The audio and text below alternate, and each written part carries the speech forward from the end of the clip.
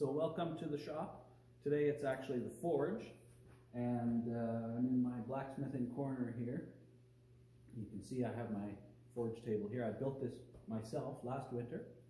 It's not purchased from anywhere, I just made it. My fire pot is welded together with 3/8 plate.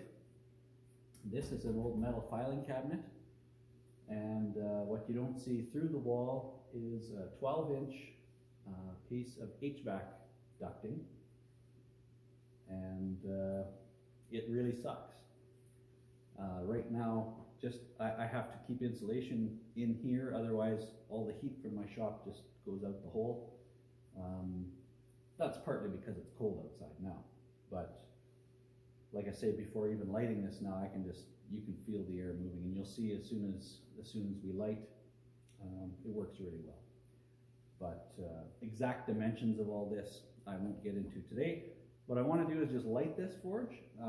I've seen some other videos on YouTube showing you how to light a coal forge, and a lot of them kind of show you lighting it, and then we'll come back later once it's running, and then, oh, here now we have a hot coal fire. So I just want to take you literally from making my paper ready to my first forge weld and show you just actually how little time it really takes. It's actually quite easy. So I have 4 or 5 pieces of newspaper here, and basically I've taken my fire apart, what was left in my fire. When I stop forging, I just walk away. I don't take anything apart necessarily, I just let it go out. And so then after that fact, I'll pull my green coal back, I empty my fire pot, so I have my coke here that came out of the fire pot, and then over on this side is more of the dust and down towards the clinker. In the bottom is always some garbage and clinker after a good session. And yeah, so I basically have my whole fire pot empty at this point. And so what I like to do is I'll burn that. But what I basically do is I take 4 or 5 sheets, a little bit of this coal dust out of the bottom. So what I do is, and I saw this on YouTube, DF in the shop or some such channel? I forget. One of the fairly prolific YouTube blacksmiths, anyway. I think this was his method of it. So basically what I end up doing is I kind of make a bit of a donut, and I sprinkle a little bit of coal dust. I honestly don't know how much coal dust helps. It just makes me feel good. And there's dust there, so I might as well use it. But basically I just keep pulling this paper 1 sheet at a time into this ring.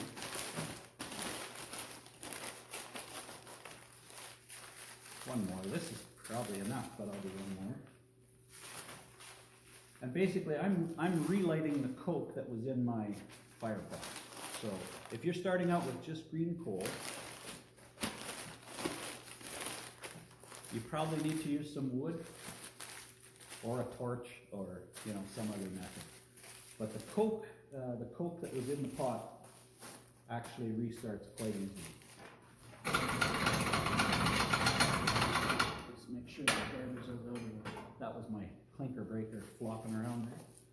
So now what I usually do is I just burn a piece of newsprint here, just to put a little bit of heat into my chimney flue. And this is how I light the newspaper. There's better ways, but this is what I have here. Maybe the propane's cold.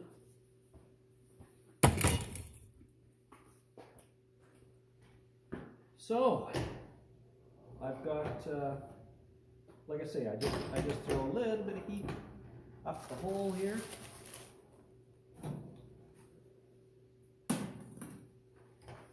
And you can see it's not exactly sucking up the chimney, is it? But once we get a little bit of heat here, it'll start drawing. And this helps, saves you a bit of smoke in the shop.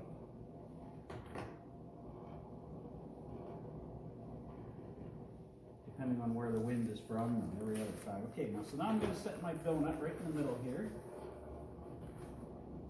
And without really weighing much, I'll put my coat around the donut.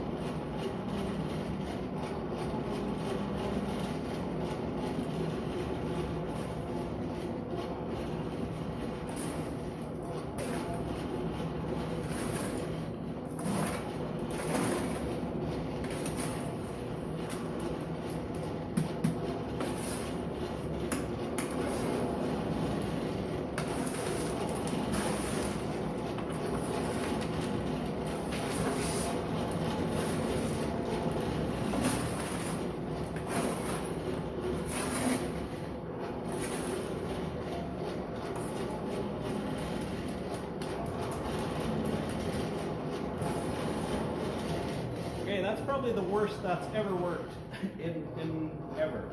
So you've seen it at its very worst. Now we're drawing, but yeah.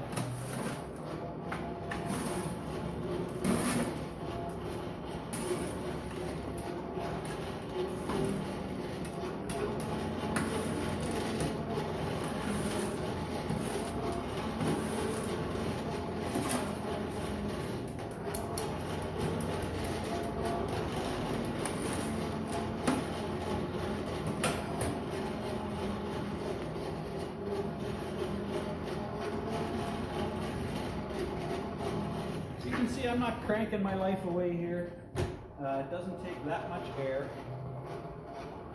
Basically what I'm going to be doing,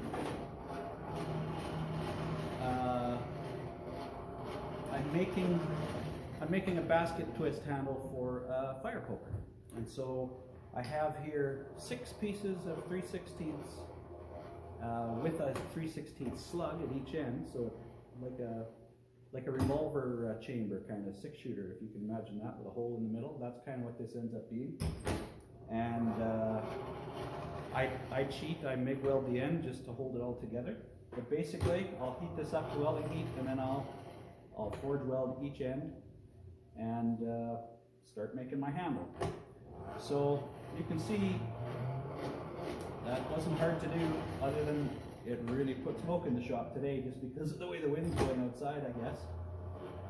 But yeah, I've got my coke fire going. I've got green coal is coking around the edge. That's the white smoke here. And basically, we're ready at this point. I don't know how many minutes it's been, but we've got a usable fire here. I actually could have had this in here a bit ago already. And I will crank and turn and crank and turn. My bushings are wore here, so that's why it's so loud. The sound, I need to get a mic if I'm gonna, maybe a real camera.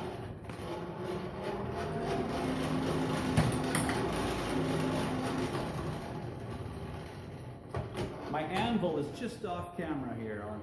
I have to set up differently for you to see everything I'm doing.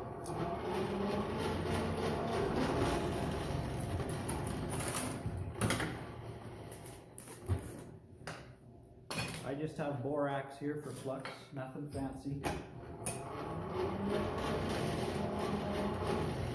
I'll actually put some on here right away. I like to heat just a little bit before I flux. I don't know. It sticks to the hot metal then. When you're forge welding, you want 3 to 4 inches of coal under your piece, so that air coming in from the fan, your oxygen is used up by the time it basically gets to the iron. And you want a little bit of coal above it, so that ambient air isn't getting at it. It's the oxygen that scales it up. So that's kind of the trick to forge welding. But you'll see, I'm not, with a fresh fire, everything works good, and you don't have to throw a pile of air at it to get enough heat. Well, mind you, Obviously I'm not welding a big piece here either.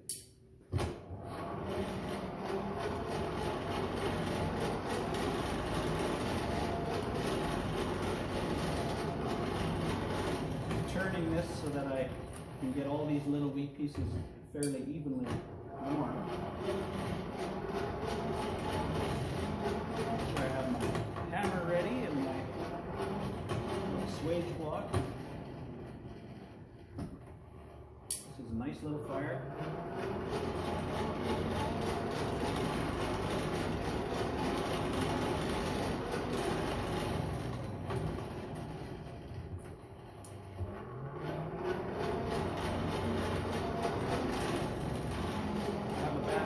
Staring right into it, which once you're up to welding heat, it's not great. It's like staring at a cutting torch or anything else. It's not great for you. I'm getting close here, actually. Make sure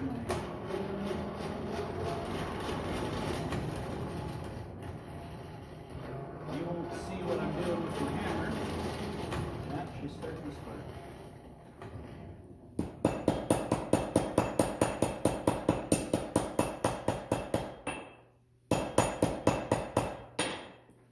Just that little bit.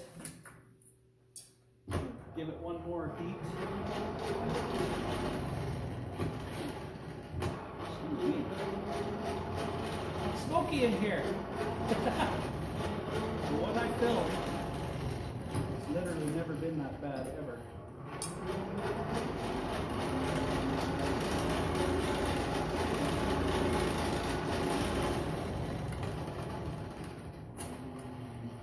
There.